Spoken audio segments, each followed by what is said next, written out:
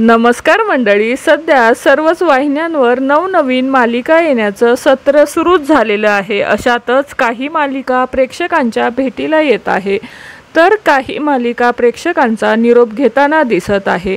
मात्र आता सन मराठी वाहिनीने प्रेक्षकांना एक मोठा धक्का दिला आहे।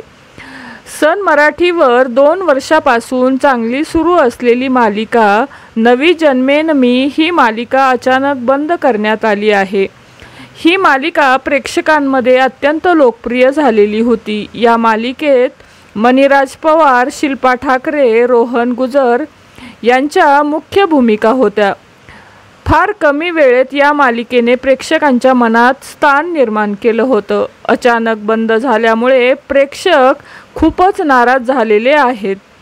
सगळं छान सुरू असताना, तसेच कथानक अगदी रंजक वळणावर असताना या मालिकेचं शूटिंग थांबवण्याची माहिती समोर आली आहे। मालिका अचानक बंद होणे हे खेदजनक आहे, अशा प्रतिक्रिया कलाकारांनीही दिल्या आहे। अचानक मालिका बंद झाल्यामुळे कलाकार फारच भावुक झालेले पाहायला मिळत आहे आणि कथानकाचा शेवट सुद्धा पूर्ण झालेला नाहीये। अशातच ही मालिका बंद करण्यात आली आहे, त्यामुळे कलाकार सुद्धा खूप नाराज झालेले पाहायला मिळत आहेत।